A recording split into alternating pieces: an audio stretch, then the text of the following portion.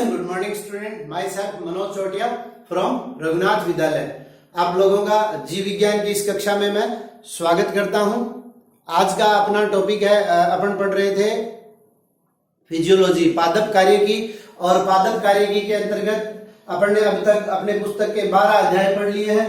13वां अध्याय अपना पादप वृद्धि। तो पादप वृद्धि के बारे में आप लोग जानते हैं, जंतु वृद्धि की तुलना में पादप वृद्धि में क्या अंतर है कि पादप की जो वृद्धि है वो जीवंत पर्यंत होती रहती है, जबकि जंतुओं के अंतर्गत एक निश्चित समय के पश्चात वृद्धि की जो क्रिया है वो रुक जाती है। और दूसरी बात जो पिछले साल आप लोगों ने जूनियर में पढ़ा था, क्या कि वृद्धि भी क्या है, सजीवता का एक महत्वपूर्ण लक्षण है। अर्थात विभिन्न प्रकार की उपापचयी क्रियाओं के द्वारा क्या होता है, उन विभिन्न प्रकार के पदार्थों का निर्माण होता है और वे पदार्थ पादपों के अंदर या जंतुओं के अंतर्गत संग्रहित होते हैं और संग्रहित होने से उनके आकार में, आयतन में क्या होती है, बढ़ोतरी होती है, जिसे हम क्या कहते हैं, वृद्धि कहते हैं। और यह क्रिया जो है वो अनेक जैव रासायनिक क्रियाओं के ऊपर निर्भर करती है। तो कहने का तात्पर्य, सजीवों के शरीर में होने वाला स्थायी परिवर्तन क्या कहलाता है, वृद्धि कहलाता है। अगर हम इसको परिभाषित करना चाहें कि वृद्धि कहते किसे हैं, ठीक है, तो सजीवों के शरीर में हो या उनके आयतन एवं शुष्क भार।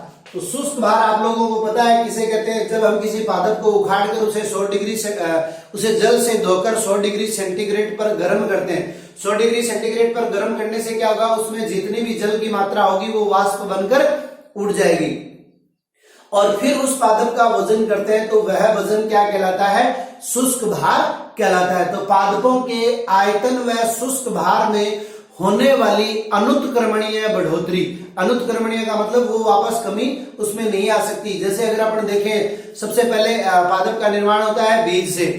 तो बीज को जब हम अंकुरित करवाते हैं तो उस समय बीज क्या करता है, बीज जल अवशोषित करके आकार में फूल जाता है। तो वह वृद्धि नहीं है, क्योंकि उसके पश्चात उसमें विभिन्न प्रकार की जैविक क्रियाएं होती है और वो जड़ व तने या मूलांकुर और प्रांकुर का निर्माण करता है। उस समय बीज जो है एकदम छोटा हो जाता है। तो पहले फूलकर मोटा हुआ था, फिर छोटा हो गया, तो वह क्या है, वृद्धि नहीं है, ठीक है ना। तो वृद्धि क्या है, आयतन व शुष्क भार में होने वाली अनुत्क्रमणीय बढ़ोतरी। अनुत्क्रमणीय का मतलब जो एक तरफ ही चलती है, वापस उसमें कमी नहीं आती है। इस प्रकार की होने वाली बढ़ोतरी को क्या कहते हैं, वृद्धि कहते हैं। तो कहने का तात्पर्य, वृद्धि के दौरान क्या होता है, आयतन और शुष्क भार दोनों में बढ़ोतरी होती है। उसके बाद में अगर हम बात करते हैं, अपना टॉपिक है वो है पादप वृद्धि स्थल। पादप वृद्धि स्थल, तो आप लोगों को पता है पादपों के अंतर्गत कोशिकाओं की संख्या में बढ़ोतरी होने का लाक्षणिक गुण किसका है, विभज्योतक उत्तक का है। और इस विभज्योतक उत्तक को हम यहाँ 3 भागों में विभाजित करते हैं। कौन कौन से, सबसे पहला जो ऊपर पाया जाता है उसको अपन कहते हैं शीर्षस्थ विभज्योतक, ठीक है। ये क्या है, शीर्षस्थ विभज्योतक, जो शीर्ष स्थान अर्थात चाहे वो मूल हो या वो परोह हो, उसके शीर्ष भाग पर पाए जाने वाले विभज्योतक उत्तक को क्या कहते हैं, शीर्षस्थ विभज्योतक।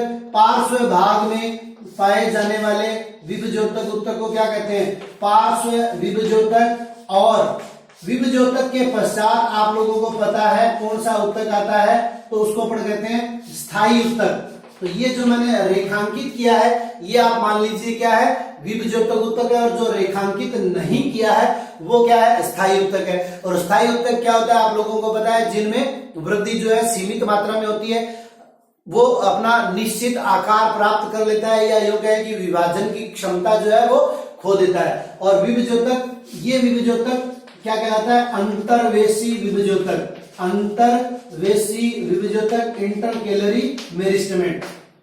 शीर्षस्थ विभज्योतक, अंतर्वेशी विभज्योतक और पार्श्व विभज्योतक। ये क्या है, ये है अपना टॉपिक है पादप वृद्धि स्थल।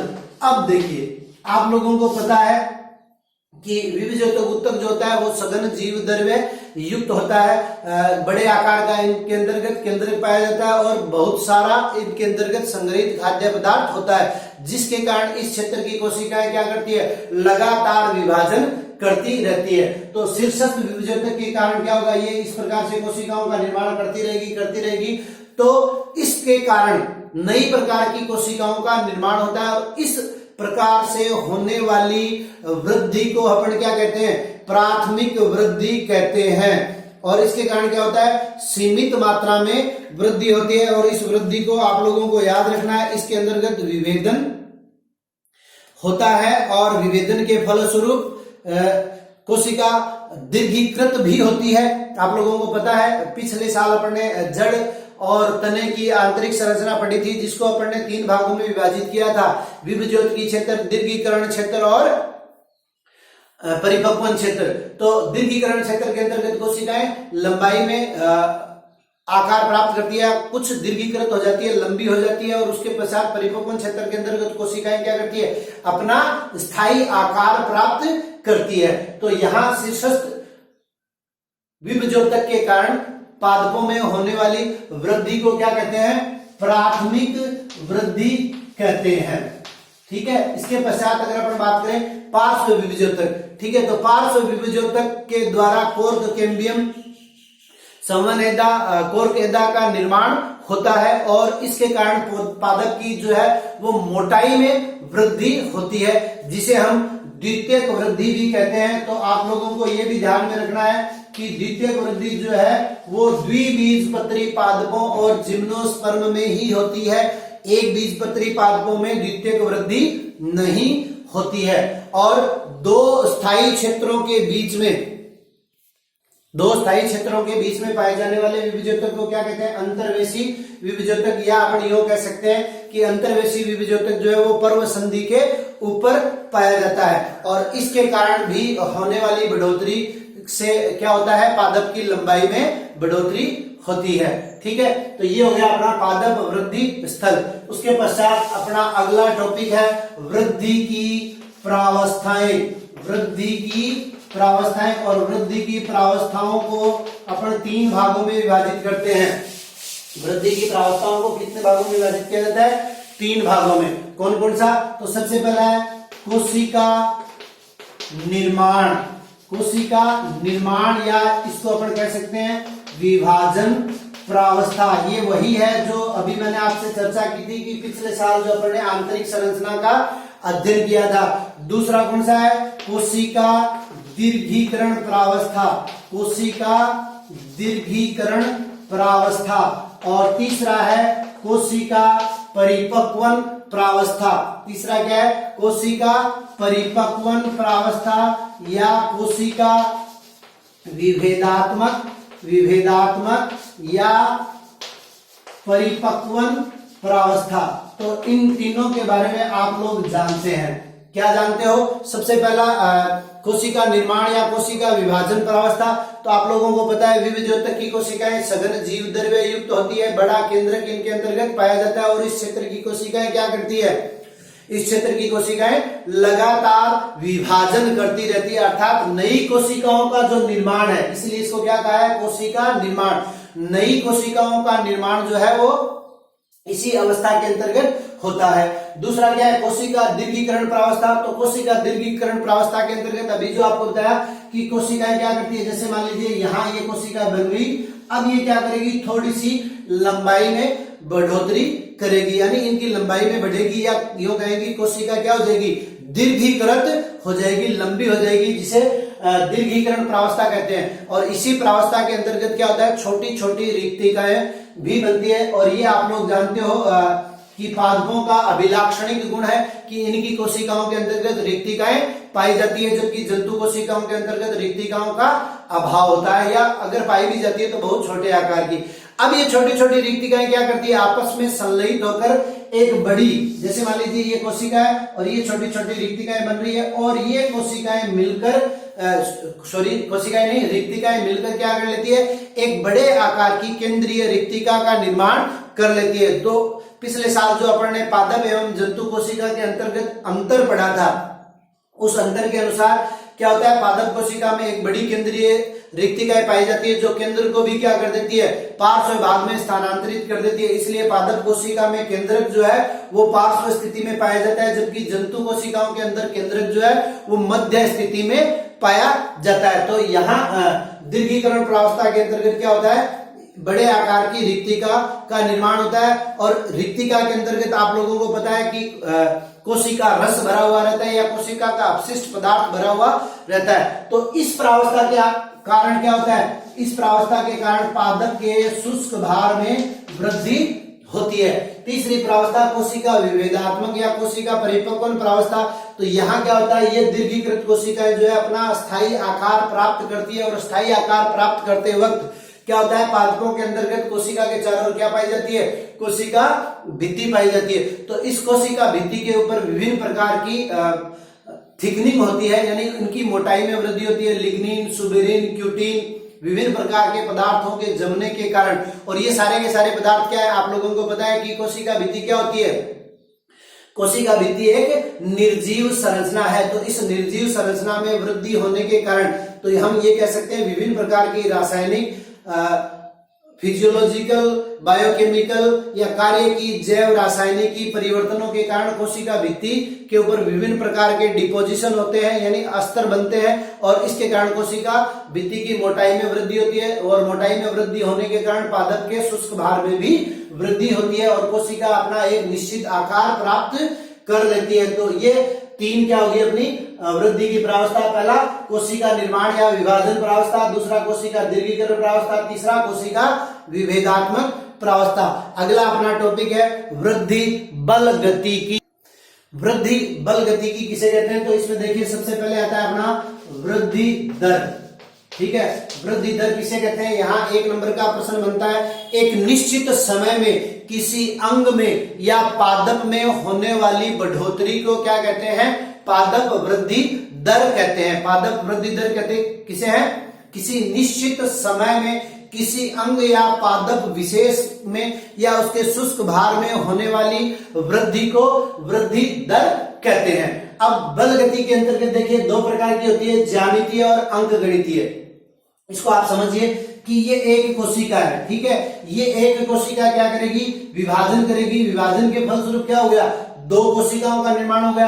अब ये दोनों कोशिका, इधर तो ये कोशिका बढ़ोतरी करेगी, इधर ये कोशिका बढ़ोतरी करेगी, यानी एक कोशिका से दो कोशिका, दो कोशिका से चार कोशिका, चार कोशिका से 8, 8 से 16, 16 से 32। इस प्रकार से जब कोशिकाओं की संख्या में बढ़ोतरी होती है तो उसे कहते हैं ज्यामितीय वृद्धि। और उदाहरण आप लोगों को याद रखना है युग्मनज। ठीक है, युग्मनज में किस प्रकार की बल गति की पाई जाती है, तो ज्यामितीय प्रकार की बल गति की या ज्यामितीय प्रकार की वृद्धि पाई जाती है। एक नंबर का प्रश्न बनता है युग्मनज में किस प्रकार की वृद्धि, ज्यामितीय या ज्यामितीय बल गतिकी का उदाहरण दीजिए, तो क्या कह देंगे, युग्मनज। दूसरा क्या है, अंक गणितीय। अब अंक गणितीय वृद्धि के अंतर्गत क्या होता है, ये एक कोशिका है और इसने क्या किया, विभाजन किया। विभाजन के फलस्वरूप क्या बना, एक कोशिका बनी। अब इस एक कोशिका के बनने के पश्चात ये कोशिका क्या करती है, अपनी विभाजन की क्षमता खो देती है।